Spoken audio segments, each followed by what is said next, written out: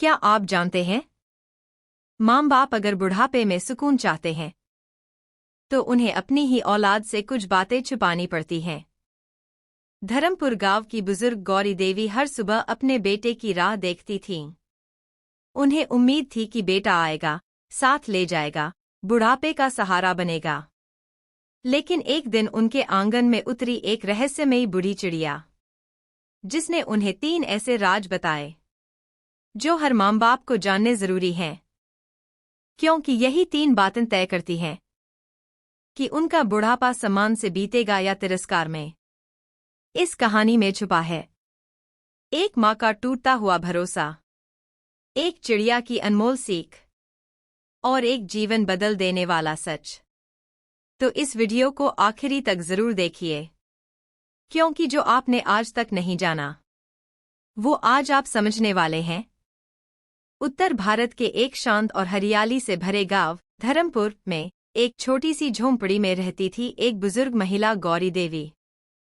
उसकी उम्र लगभग 78 वर्ष थी। चेहरे की झुर्रियां, माथे पर बिंदी और उसकी आंखों में अनुभवों का समंदर था। वह अकेली रहती थी। उसका बेटा शहर में नौकरी करता था और बहू को गांव रास नहीं आया था, सो वे उसे छोड़कर शहर चले गए थे। गौरी देवी दिन भर अपने आंगन में बैठी रहती, गायों को चारा देती, मंदिर में पूजा करती और सबसे खास उसके आंगन में एक पुरानी आम की डाल पर बैठने वाली बूढ़ी चिड़िया से बातें करती। गांव वाले कहते थे कि ये चिड़िया कोई साधारण चिड़िया नहीं, बल्कि एक आत्मज्ञानी आत्मा है जो जीवन के रहस्यों को जानती है। एक दिन गौरी देवी बहुत उदास थी। उम्र बढ़ रही थी, शरीर थक चुका था और मन में अकेलापन घर कर गया था।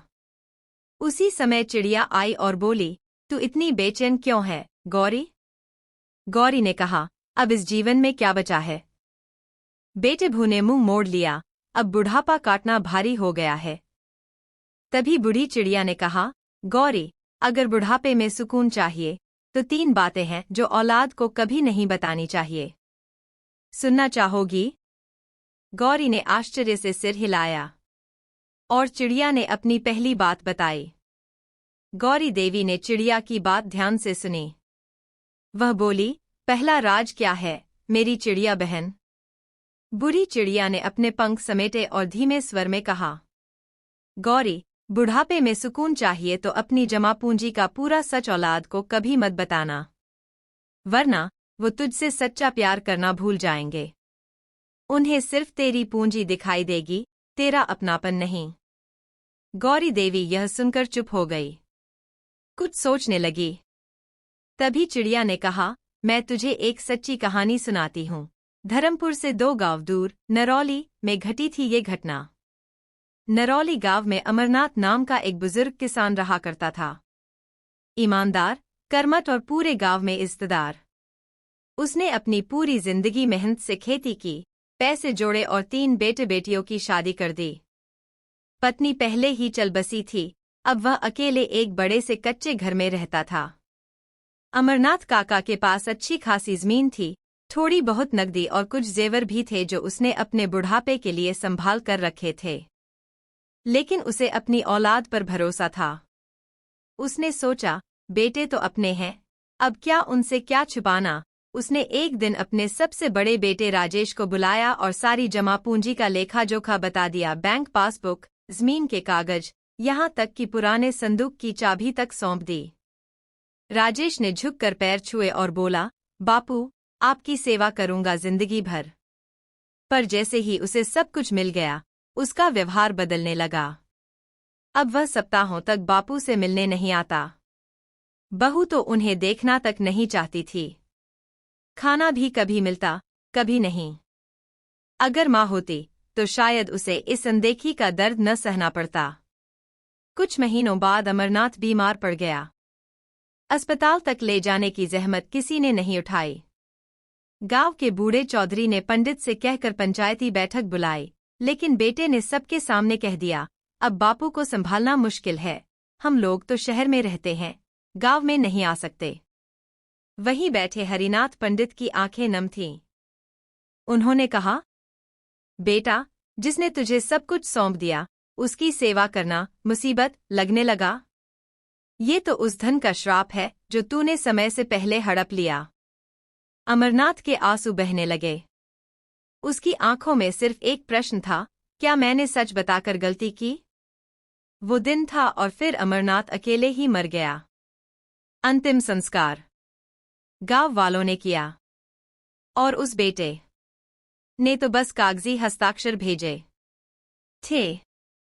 चिड़िया ने कहानी पूरी की तो गौरी देवी की आंखें डबडबा आईं। उसने कहा, मैंने भी तो अपनी पेंशन और बैंक पासबुक की जानकारी बेटे को दी थी। अब समझ आया क्यों वो शहर में रहकर मुझे भूल गया। चिड़िया ने कहा, गौरी, ये पहला राज है, बुढ़ापे की जमा पूंजी अपनी मुट्ठी में रखो। औलाद को उसका भरोसा दो, लेकिन अधिकार तभी देना जब तुम्हारा दिल कहे कि वो तुम्हारी सेवा दिल से कर रहे हैं। गौरी देवी ने गहरी सांस ली और चिड़िया से पूछा, और दूसरा राज? चिड़िया मुस्कराई, वो अगली सुबह बताऊंगी। आज तू ये राज मन में बसा ले। गौरी देवी पूरी रात करवटें बदलती रही। बूढ़ी चिड़िया की पहली सीख उसके मन के कोने कोने में गूंज रही थी, पूंजी का सच छुपाकर रखना ही बुढ़ापे की सुकून की कुंजी है। उसने ठान लिया था, अब किसी से कुछ नहीं कहेगी, न पेंशन की रकम, न ज़मीन के बारे में। सवेरा हुआ। सूरज की पहली किरणों के साथ ही वह चूल्हा जलाने उठी, लेकिन पीठ में असहनीय दर्द हुआ। शरीर कांपने लगा। वही पुराना गठिया फिर से जाग गया था। वह वहीं बैठ गई और अपनी ही सांसों की आवाज सुनने लगी। तभी आम की डाल पर वह बूढ़ी चिड़िया आ बैठी। क्यों, आज चूल्हा नहीं जला? चिड़िया ने पूछा। गौरी देवी ने दर्द से कराहते हुए कहा, आज शरीर ने साथ नहीं दिया। गठिया ने फिर से जोर पकड़ा है। चिड़िया गंभीर हो गई। बोली, यही है दूसरा राज, अगर बुढ़ापे में सुकून चाहिए तो अपनी कमजोरियां और बीमारियां औलाद से छुपाकर रखो। गौरी देवी हैरान रह गई। क्यों बहन, बीमारी तो बताना चाहिए ताकि औलाद संभाल सके। चिड़िया ने धीरे से सिर हिलाया, तू समझेगी, पर पहले सुन मेरी दूसरी कहानी, हरद्वारी काकी की बेबसी। गांव बरसाना में रहती थी हरद्वारी काकी, उम्र 82 साल। उनके पति का देहांत हो चुका था और बेटा सुनील दिल्ली में इंजीनियर था। हरद्वारी काकी को बचपन से ही सांस की बीमारी थी, जो बुढ़ापे में और भी ज्यादा तकलीफदेह हो गई थी। एक दिन काकी ने हिम्मत करके बेटे को फोन किया, बेटा, अब ज्यादा तकलीफ हो रही है, डॉक्टर को दिखा दे। सुनील ने कहा, अरे माँ, तुम हमेशा बीमारी की बात करती हो। हम नौकरी करते हैं, हर बार आ नहीं सकते। काकी ने चुपचाप फोन रख दिया, लेकिन दिल में कसक रह गई। कुछ दिन बाद वह फिर से बीमार पड़ी। इस बार हालत गंभीर थी। पड़ोस की मीरा चाची ने सुनील को फोन किया और कहा, बेटा, माँ को अब तुझे ही संभालना होगा। सुनील गांव आया, पर साथ में डॉक्टर की जगह एक नर्सिंग होम का एजेंट लाया। 3 दिन बाद हरद्वारी काकी को शहर ले जाकर ओल्ड एज होम में छोड़ दिया। हरद्वारी काकी उस दिन बहुत रोईं। उन्होंने बस इतना कहा, काश मैंने अपनी बीमारी तुझसे छुपाई होती। शायद तब तू मुझे मां समझता, बोझ नहीं। वहीं वृद्धाश्रम में उन्होंने धीरे धीरे बोलना, बताना और बतियाना बंद कर दिया। एक दिन खामोशी से उनकी सांसें बंद हो गईं। कहानी खत्म होते ही गौरी देवी की आंखों में एक बार फिर आंसू छलक आए। तो क्या अपनी तकलीफें भी छुपानी चाहिए? उसने पूछा। चिड़िया ने सिर हिलाया। हाँ गौरी, जब तक तू चल फिर सकती है, सह सकती है, तब तक औलाद को ना बता। क्योंकि आजकल बहुत से बेटे और बहुएं सेवा को झंझट समझने लगे हैं। तेरी तकलीफ, तेरी कमजोरी उनका दिल नहीं, उनका धैर्य खत्म करेगी। गौरी देवी गहरे सोच में पड़ गई। पर बहन, अगर हालत बहुत बिगड़ जाए? उसने पूछा। चिड़िया बोली, तब किसी पड़ोसी, किसी अच्छे दिल वाले से कह देना। पर औलाद को तभी शामिल करना जब तुझे लगे कि उन्होंने प्यार से पुकारा, स्वार्थ से नहीं। गौरी देवी ने चिड़िया की बात गांठ बांध ली।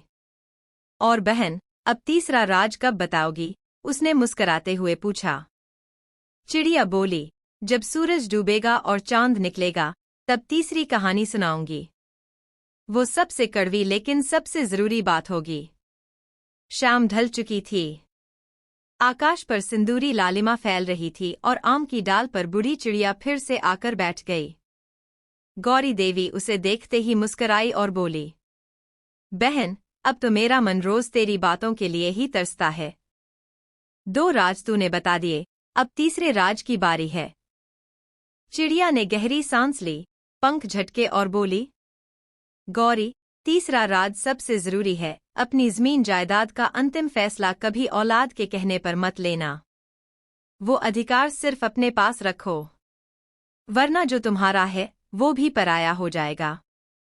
गौरी देवी चौंकी। उसने कहा, अरे, मैंने तो पहले ही अपनी जमीन बेटे के नाम कर दी थी। अब तो वो एक बार भी फोन नहीं करता। चिड़िया ने गंभीर होकर कहा, तू अकेली नहीं है। ये गलती कई माँ बाप करते हैं। प्यार में बहकर बेटों को सब सौंप देते हैं, पर जब बुढ़ापा आता है तो वही बेटे आंखें फेर लेते हैं। गौरी ने पूछा, कौन सी कहानी है आज तेरे पास? चिड़िया ने कहा, आज की कहानी है रामधारी बाबा की हस्ती और विरासत की हत्या। रतनपुर गांव में रामधारी बाबा रहते थे। करीब 76 साल की उम्र में भी उनकी चाल में दम था और आवाज में गरिमा। उन्होंने सारी जिंदगी ईमानदारी से खेती की थी, 10 बीघा जमीन कमाई थी और गांव में उनका नाम आदर से लिया जाता था। उनके 3 बेटे थे, हरीश, महेश और दिनेश। तीनों की शादी हो चुकी थी और वे पास के कस्बों में अपने अपने धंधे में लगे थे। जब बाबा ने देखा कि अब उम्र हो गई है, तो उन्होंने सोचा बेटों को जायदाद बांट देनी चाहिए ताकि बाद में झगड़ा न हो। बाबा ने गांव के पटवारी को बुलाकर तीनों के नाम हिस्से कर दिए, 3 बीघा हर एक को और 1 बीघा अपने लिए रखा। पर यह क्या? जिस दिन यह कागज बना, उसी शाम तीनों बेटों ने अलग अलग टोन में कहना शुरू किया, अब तो आप हमारे हिस्से में न बोलें बापू। इस खेत में अब मैं ही मालिक हूं। बापू, अब वो पुराना समय नहीं रहा। अब आप आराम कीजिए। धीरे धीरे वे बाबा को नजरअंदाज करने लगे। न कोई हाल पूछता, न दवा देता। उस 1 बीघा जमीन पर भी बेटे दावा करने लगे। बाबा तिल तिल कर टूटने लगे। उन्होंने कहा, जिस जमीन को पाने के लिए मैंने जवानी झोंक दी, उसी ने मुझे अपने ही बच्चों का बेगाना बना दिया। गांव वालों ने देखा बाबा दिन ब दिन चुप होते जा रहे थे। उनका झुकता शरीर और बुझी हुई आंखें सब कुछ कहती थीं। एक दिन बारिश की रात में वे चुपचाप चले गए। उनके अंतिम संस्कार में बेटे आए जरूर, पर सबसे ज्यादा बात जायदाद को लेकर ही करते रहे। गौरी देवी चुप थी।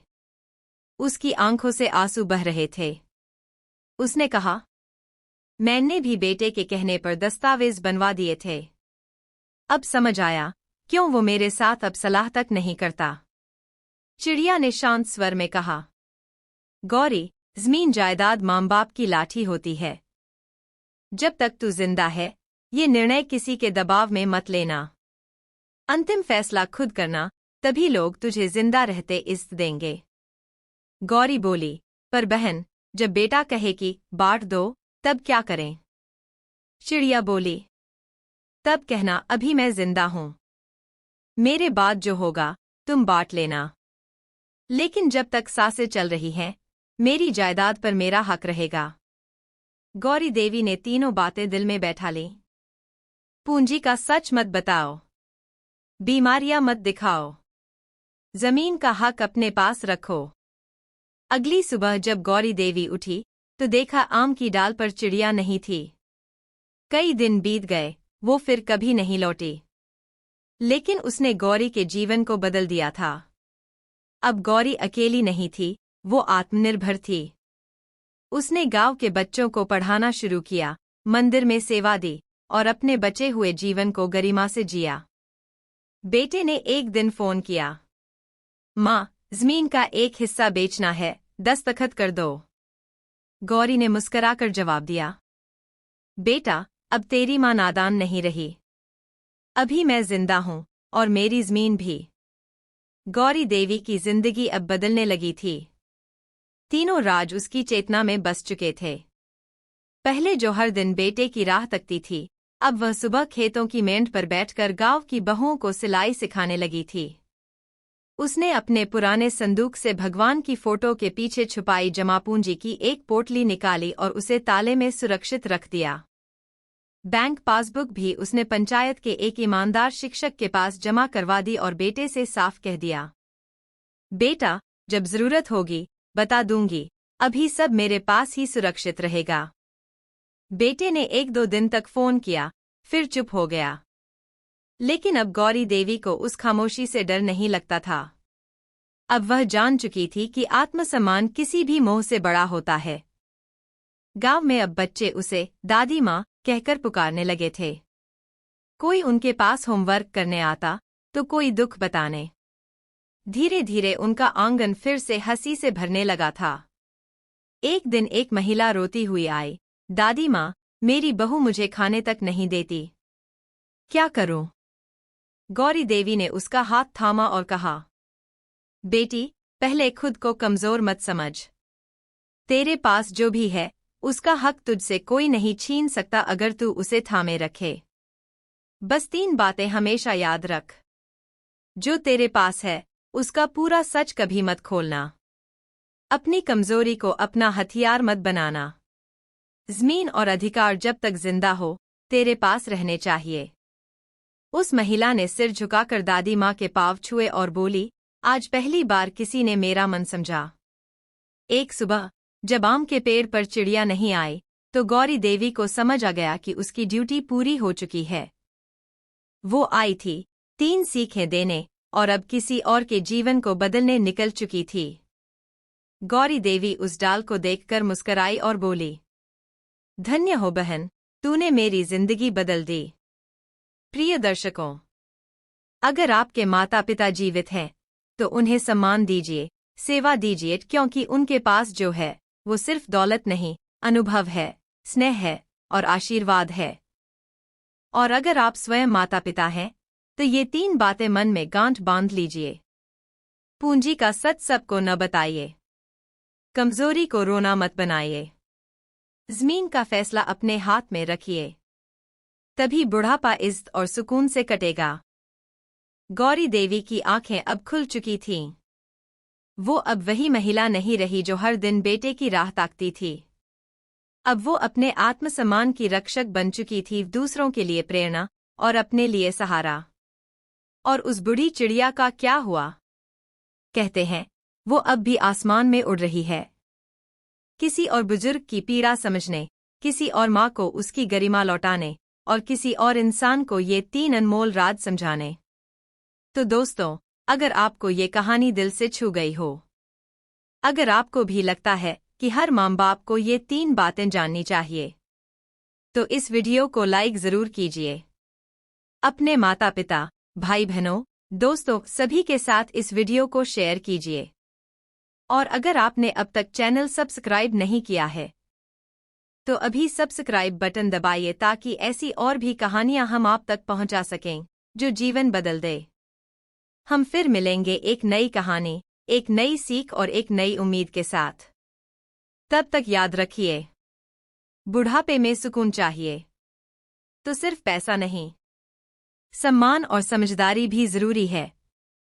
धन्यवाद।